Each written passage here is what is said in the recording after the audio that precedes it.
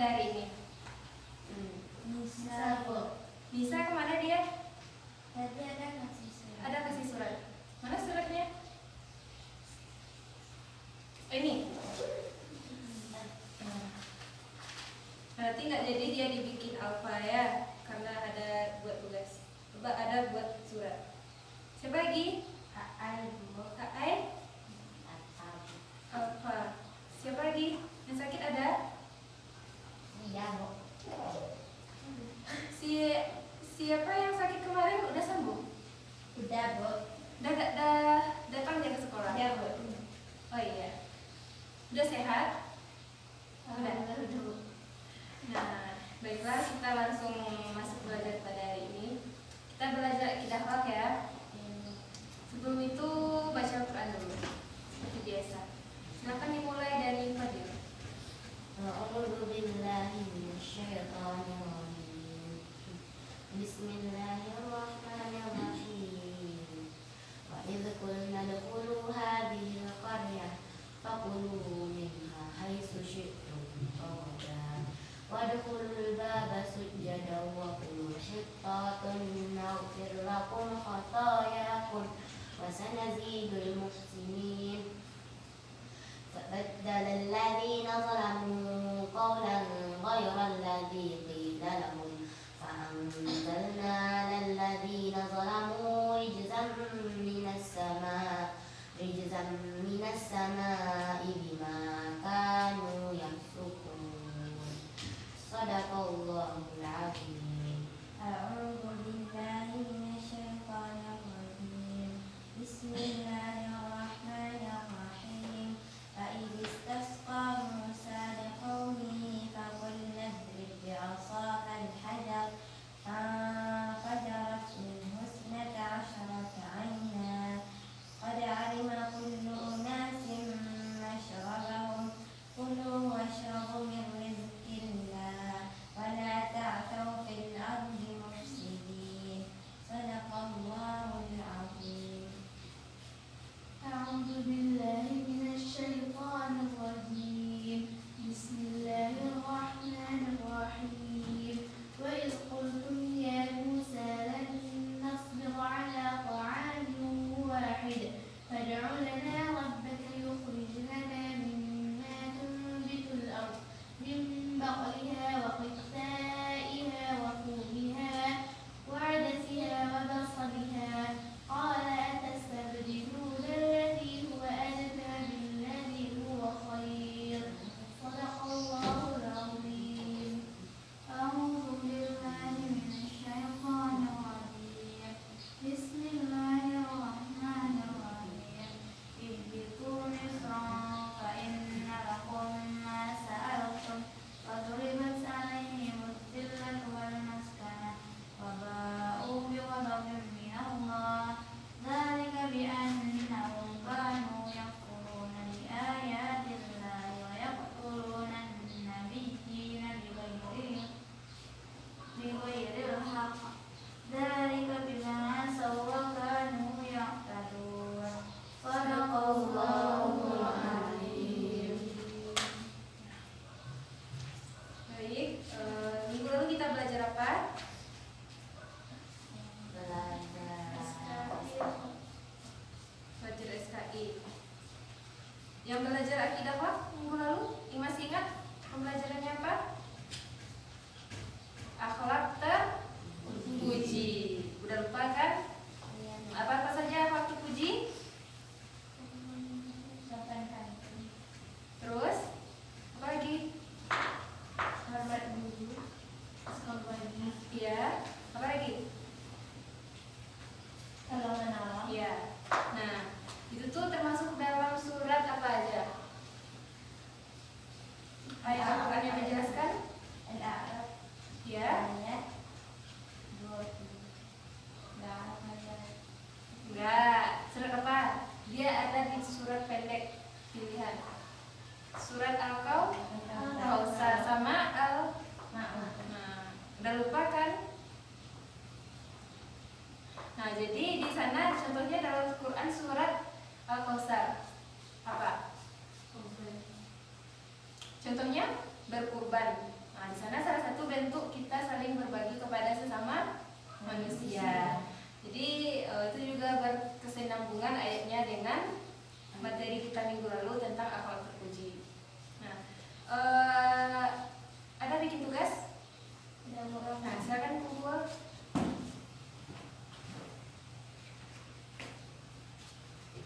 Besok minggu besok kita adakan UHA lagi ya. Sudah siap semuanya untuk UHA? Insyaallah sudah ya.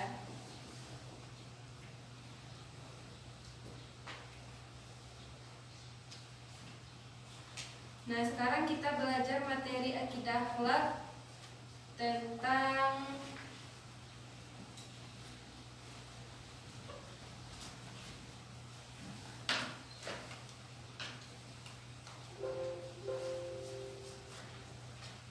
akhlak tercela.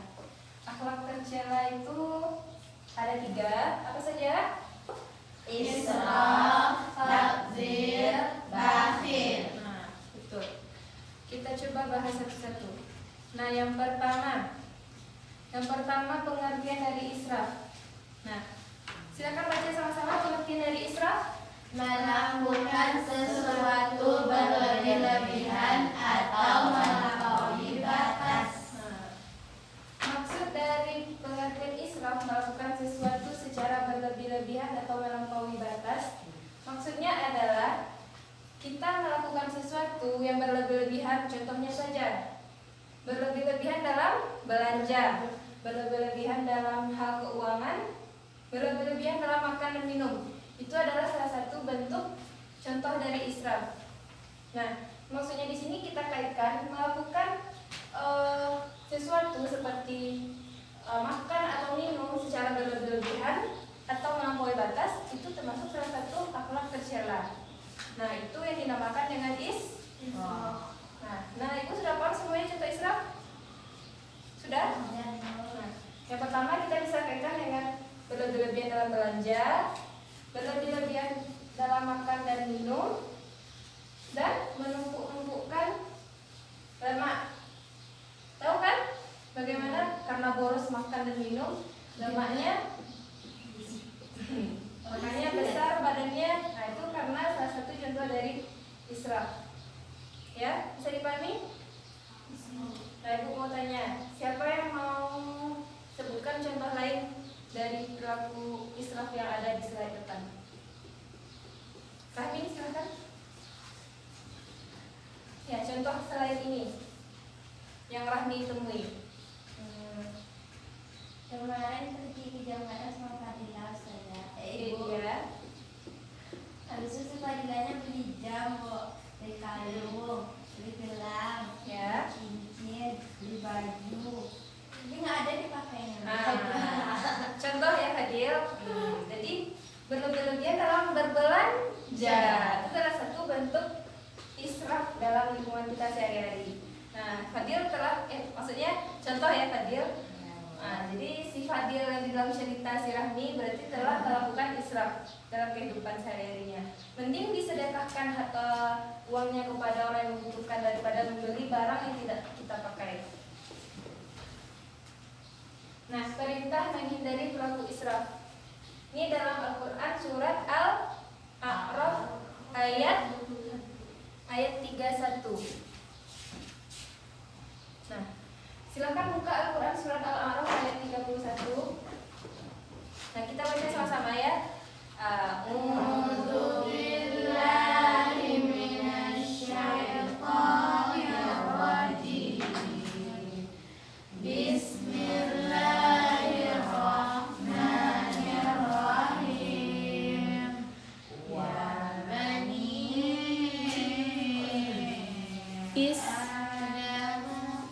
Mana suaranya?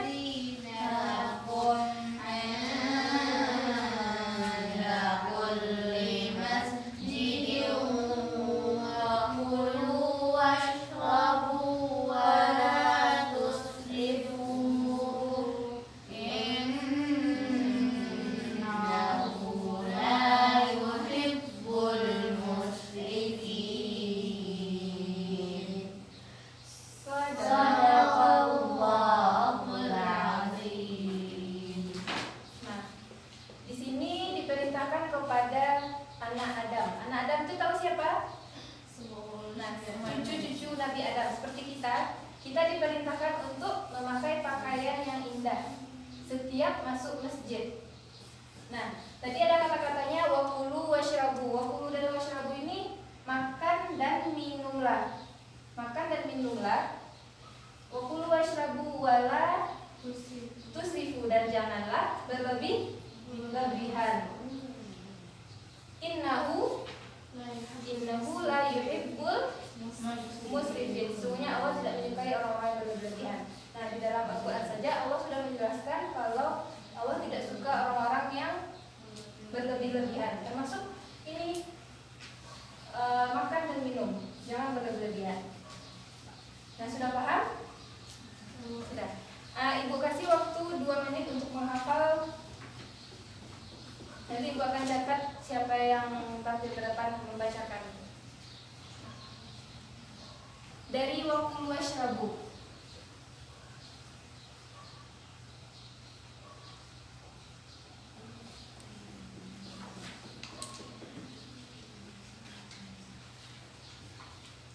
Sudah ada yang hafal?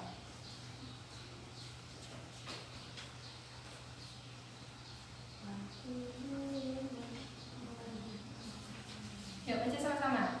Wa kulu washrabu la tusrifu innahu la yuhibbul musrifin. Ayatnya kan pendek, jadi sudah paham kan?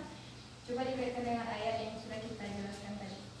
Nah, siapa yang maju ke depan pertama? Siti, silakan.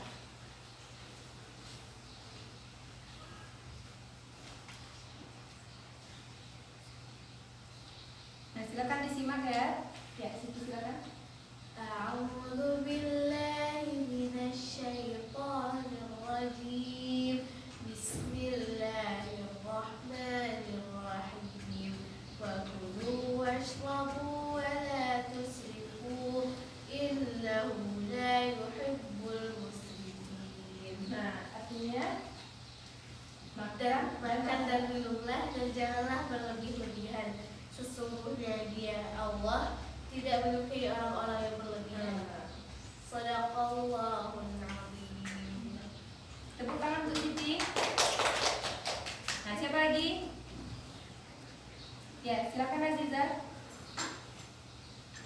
Nah, jadi kita bisa mengaitkan ayat Al-Quran ini dengan kehidupan kita sehari-hari. A'udzu billahi minasyaitonir rajim. Bismillahirrahmanirrahim. Wa kulu washrabu wa la tusrifu innahu la yuhibbul musrifin.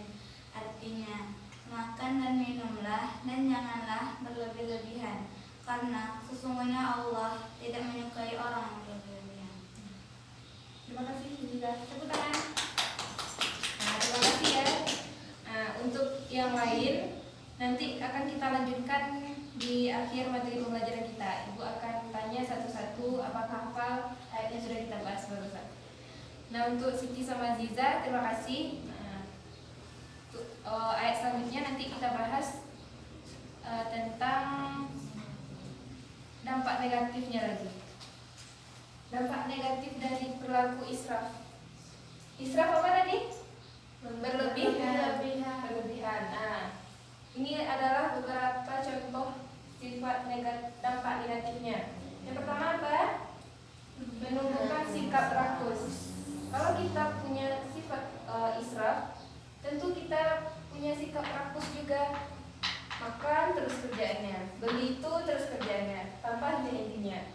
Jadi kita sudah punya sikap rakus dalam diri kita sendiri. Yang kedua, tidak memiliki rasa kepedulian terhadap sesama manusia.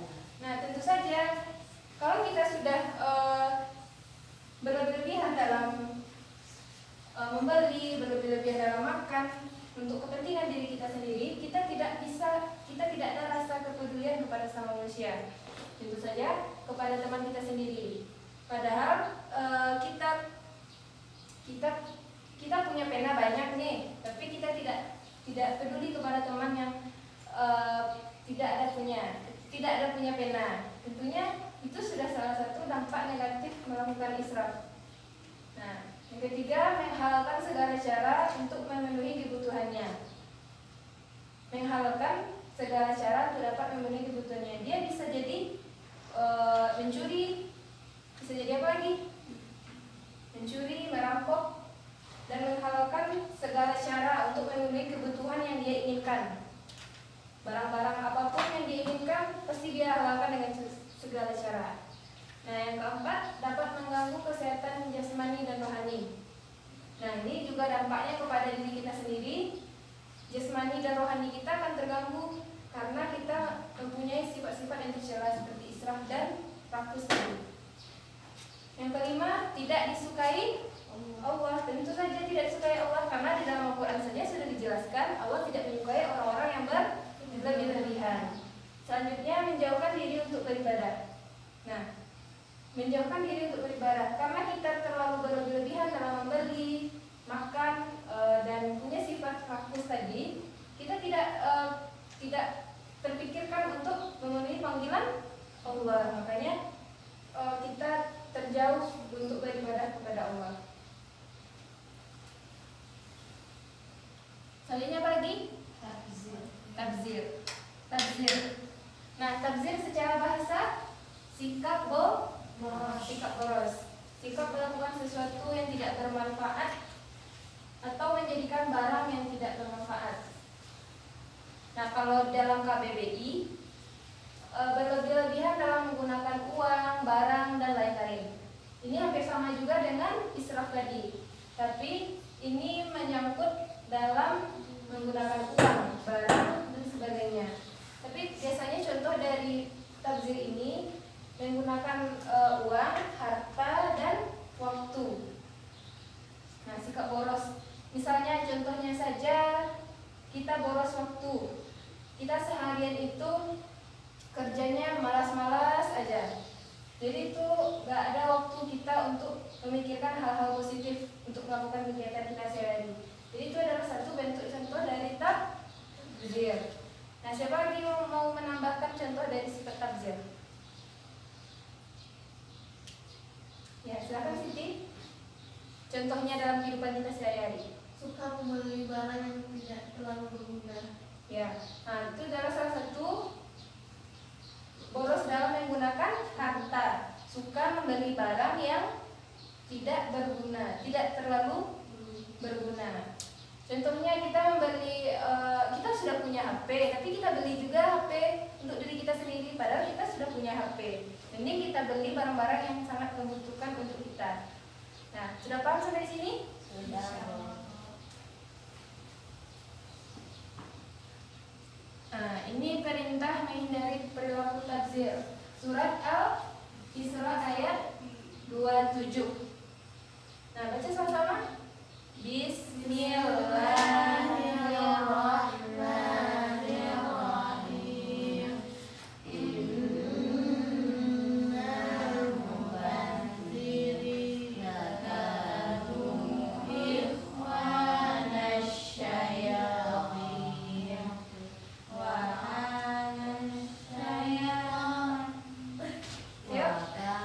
kana syaitan lirabbih kafura. Shadaqallahul azim. Nah, sesungguhnya pemboros-pemboros itu adalah saudara-saudara setan, dan setan itu adalah sangat ingkar kepada Tuhannya. Nah, itu adalah salah satu bentuk perintah menghindari perilaku tabzir tadi. Karena pemboros-pemboros, karena orang yang punya sifat tabzir tadi, Allah tidak menyukainya, dan itu mereka tergabung kepada saudara setan. Kita lanjut. Dampak positif menghindari tabzir. Yang pertama, akan menjadikan seseorang berhemat waktu untuk menggunakan hal-hal yang lebih bermanfaat dan menghindarkan diri dari sombong. Nah, ini dampak positifnya ya, bukan dampak negatif. Akan menjadikan seseorang berhemat waktu, mereka akan disiplin dalam waktu dan menggunakan waktunya dengan hal-hal positif. Yang kedua, akan memperbanyak kesempatan untuk bersedekah. Nah, kalau mereka punya sifat tabzir, tapi mereka bisa menerapkan dengan dampak positif yang ada di poin 2 ini, mereka akan tergerak hatinya untuk bersedekah dan tidak tergerak juga hatinya untuk berhutang kepada sesama. Nah, yang ketiga, Allah menghindarkan diri dari akan menghindarkan diri dari azab Allah. Nah, kalau orang yang punya sifat tabzir dan sudah menghilangkan dalam dirinya, dampak positifnya yang akan dia raih akan menghindarkan, maksudnya itu Allah akan menghindarkan azab-azab yang diberikan kepada orang tersebut. Nah, sudah paham? Nah, yang terakhir, bakhil. Bakhil secara bahasa apa? Menahan sesuatu. Secara istilah, perbuatan seseorang menahan atau tidak memberikan sesuatu yang semestinya wajib diberikan kepada orang lain, baik secara agama maupun wajib secara kepatutan menurut adat. Nah, bakhil ini contohnya hampir-hampir sama juga dengan sifat-sifat israf sama tabzir tadi. Contoh yang biasanya dikaitkan dengan bakhil ini, mereka itu kayak orang pelit, tidak mau bersedekah, tidak mau membayar zakat, tidak mau mengeluarkan sedikit hartanya untuk kebutuhan orang-orang fakir miskin di bawah mereka. Nah, contoh yang lain siapa yang mau kasih? Ya, silakan Liza. Dia berfoya-foya, tapi dia nggak mau ngasih ke hartanya. Nah, ya, itu adalah salah satu contoh dari sifat bakhil. Berfoya-foya dalam membelanjakan hartanya, tapi tidak memberikan dan memberikan kepada keluarganya.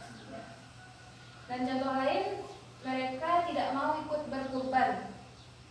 Tidak mau ikut berkurban ketika hari raya Idul Adha, meskipun secara finansial mereka tergolong orang yang berkecukupan. Itu adalah contoh dari bakhil juga. Padahal dia mampu, tapi tidak mau untuk berkurban. Sama dengan pelit ya. Nah, sudah paham semuanya? Insyaallah.